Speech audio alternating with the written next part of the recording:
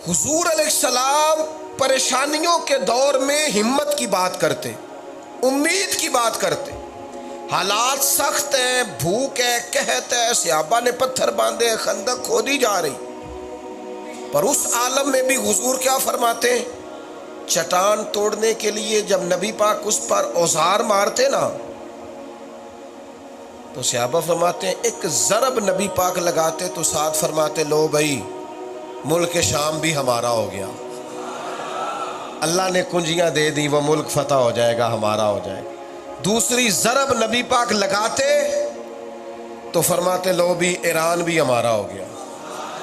تیسری ضرب لگائی تو فرمایا لو بھی اللہ تبارک و تعالیٰ نے روم کی چابیاں بھی ہمیں عطا فرما دی۔ یہ علاقے تو بڑی بات میں فتح ہو، لیکن حضور خوشخبریاں دیتے، خوشخبریاں ہر وقت پریشانیوں کی۔ وہ میں ایک دن مجھے کہیں سفر پہ جانا تھا تو کچھ لوگ آگے بیٹھ گئے۔ ہمارا یہ طریقہ ہوتا ہے کہ ہم بات چھیڑتے ہیں، ایک بات کرتے ہیں تاکہ پھر دوسرا بھی چھڑ جائے۔ وہ بھی آ گئے، انہوں نے آ کے نہ تو میرا خیال تھا کہ معذرت کی جائے، سفر کیا جائے، وہ بیٹھنے کے موڈ میں تھے، کہنے لگے سناؤ پھر آج کل پاکستان دے حالات کس طرح دے نے؟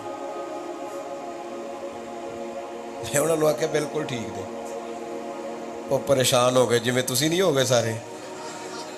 میں کہا ٹھیک ہے، چپ کر گئے۔ میں نے ان سے کہا یار یہ جو تبصرے ہم کرتے ہیں نا، خالی تبصرے، کوئی عملی کام تو کرتے نہیں، ان تبصروں سے کوئی انقلاب آیا پہلے؟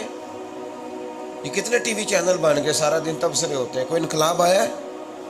اور جس بندے سے آپ پوچھ رہے سونی سونی باتیں کر رہا ہے، اچھی اچھی یہ ہو جا چاہیے، یہ غلط ہے، یہ انقلاب کیا آیا؟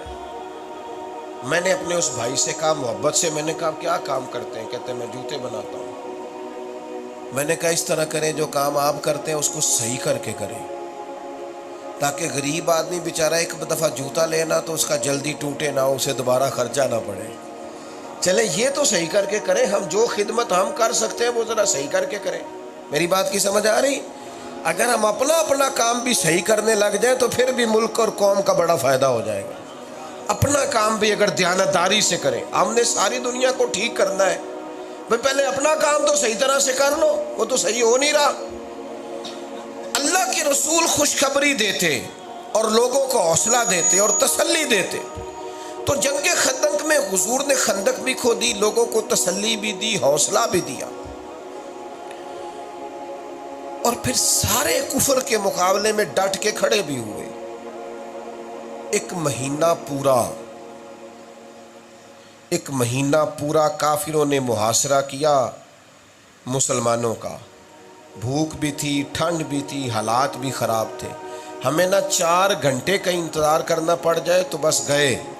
ٹینشن، ڈپریشن، پریشانی، تلخی، ایک دوسروں سے لڑتے، ناراض ہوتے، تنقید کرتے، شکوے کرتے، ہر وقت آزمائش میں لوگ، یوں لگتا ہے جانے کیا ہو گیا، بد اعتمادیاں، کسی بندے پر کوئی اعتبار نہیں کرتے، معاشرے کو عجیب بے ہنگم کیا جا رہا ہے۔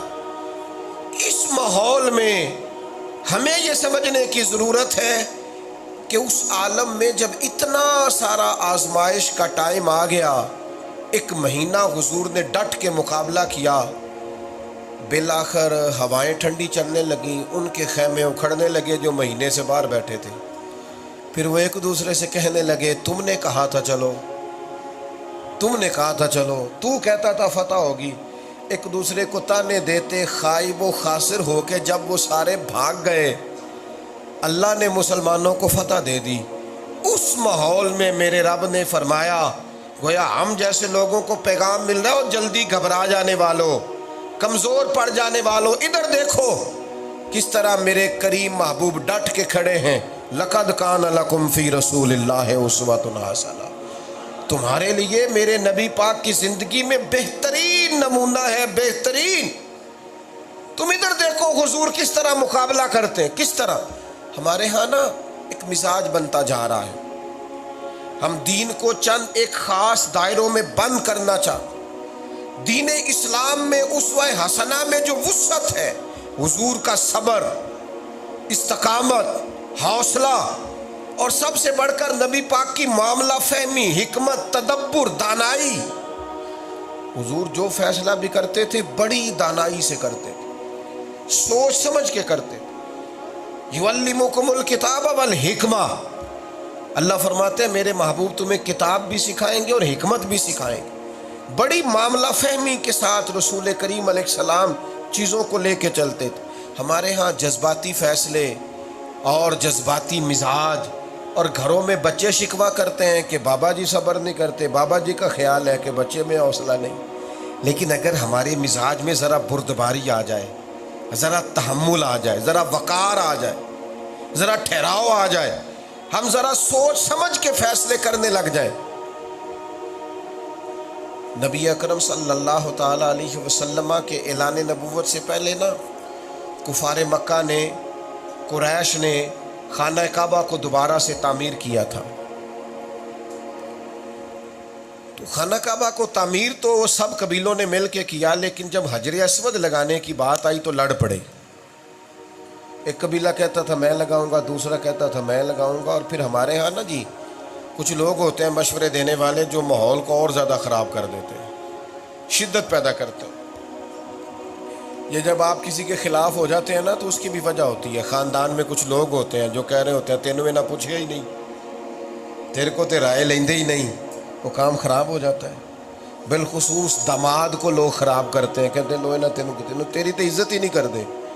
तो वो तो कर्मा लागे बैठा होता है ना बिल्कुल तैयार, वो उसी वक्त ही तैयार हो जाता है लड़ाई करने को। छोड़ यार, इज़्ज़तें ना मांग के ली जाती हैं ना लड़ाई करके ली जाती हैं। इंसान को काम इस तरह के करने चाहिए कि इज़्ज़त करने को दिल करे, उसका वक़ार तबीयत में बैठ जाए, उसको सलूट करने को जी चाहे। एहतजाज करके इज़्ज़त लेंगे। लड़ पड़े कबीले, मैं रखूँगा हजर अस्वद अपनी जगह पे, मैं रखूँगा। लड़ाई बन गई। बल्कि बाज़ तो ऐसे थे जिन्होंने खून मंगाया, प्याले में रखा और उसमें हाथ डाल के कस्में उठाई कि अगर हमें मौका ना मिला तो मार देंगे या मर जाएंगे, हजर अस्वद हम ही रखेंगे। इनके नसीब अच्छे, किसी ने मशवरा दिया यार सुबह जो सबसे पहले हरम शरीफ में आएगा उससे फ़ैसला ना करा लें। मुकद्दर चमके सुबह हरम शरीफ में सबसे पहले मदीने वाले महबूब तशरीफ़ लाए, और जैसे ही महबूब अंदर तशरीफ़ लाए फौरन सब कहने लगे वो देखो सादिक और अमीन आ गए। अपना मसला बताया कि हम 12 कबीले हैं या कमो बेश हम लड़ रहे हैं, हजर अस्वद मैं लगाऊंगा, ये झगड़ा है। तो आप बताएं क्या करना है, आप फैसला कर दे कबीलों में से कौन लगाए। तो हुजूर ने फरमाया अभी फैसला कर देते हैं। ये मेरे महबूब की हिकमत है, तदब्बुर है, दानाई है। हुजूर ने चादर मुबारक अपनी बिछाई और हुजूर ने हजर अस्वद को उठा के चादर में रखा और फरमाया सारे कबीले चादर का कोना पकड़ लो। अब वो सब ने कबीला पकड़ा सरदारों ने, और वो हजर अस्वद को लेके जा रहे खाना काबा की तरफ। जब वो गए ना तो महबूब ने वहाँ से उठा के हजर अस्वद को नस्ब किया। उनके चेहरे देखे तो सभी का ख्याल था मैं उठा के लाया हूँ। इस दानाई से रसूल करीम ने फैसला किया कि वो लड़ाई, वो शिकवा, वो सब ख़त्म हो गए। हमारे मिजाजों में वो हिकमत नहीं। उसवा हसना हमें दानाई सिखाता है। नबी पाक अलैहिस्सलाम ने फरमाया हिकमत मोमिन की गुमशुदा में रास है, ये तेरी है, तुझसे गुम हो गई, ये जहाँ से मिले वहाँ से ले लो। अपनी ज़िंदगी में तदब्बुर पैदा करें, हौसला पैदा करें, दिल बड़ा रखें। जब आप किसी मनसब पे फायज हो जाए तो फिर मिजाज, वो हमारे यहाँ जो माँ बाप होते हैं उनको चाहिए कि वो ज़रा ना थोड़ा सा अब दिल को बड़ा कर लें। जो किसी इदारे में बड़े होते हैं वो ज़रा हौसले बड़े कर लें। तंजीम जमात में जो बड़े होते हैं उनके दिल, हौसले, कलेजे बड़े होने चाहिए।